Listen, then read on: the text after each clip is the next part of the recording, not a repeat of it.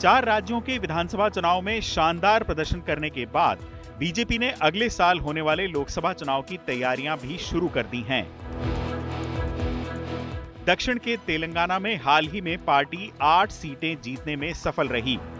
ऐसे में बीजेपी के प्रदेश अध्यक्ष और केंद्रीय मंत्री जी किशन रेड्डी ने पार्टी कार्यकर्ताओं की बैठक कर उन्हें लोकसभा चुनाव के लिए तैयार रहने के लिए कहा है। बैठक में उन्होंने साफ किया कि लोकसभा चुनाव में बीजेपी राज्य में किसी भी पार्टी के साथ गठबंधन नहीं करेगी। हाल ही में हुए विधानसभा चुनाव में बीजेपी का गठबंधन अभिनेता से नेता बने पवन कल्याण की जनसेना पार्टी से था। बीजेपी नेता लोकसभा चुनाव पूरे दमखम से लड़ने का दावा कर रहे हैं। तेलंगाना के अंदर भी बीआरएस की सरकार को समाप्त करने का श्रेय किसी को जाता है तो भारतीय जनता पार्टी के अनथक मेहनती कार्यकर्ताओं को जाता है। और निश्चित रूप से 2024 भारतीय जनता पार्टी तेलंगाना में 17 की 17 सीटें मजबूती से लड़ेंगे भी और हम जीतेंगे भी।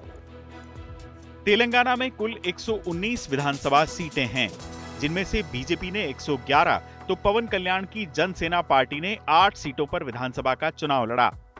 बीजेपी राज्य में 8 सीटें जीतने में कामयाब रही, तो जनसेना पार्टी को चुनाव में कोई सीट नहीं मिली। तेलंगाना विधानसभा चुनाव में बीजेपी का वोट शेयर भी पिछले विधानसभा चुनाव की तुलना में 2 गुना हो गया। 2018 में हुए तेलंगाना विधानसभा चुनाव में बीजेपी को लगभग 7% वोट मिले थे, जबकि इस बार पार्टी का वोट शेयर 14% हो गया।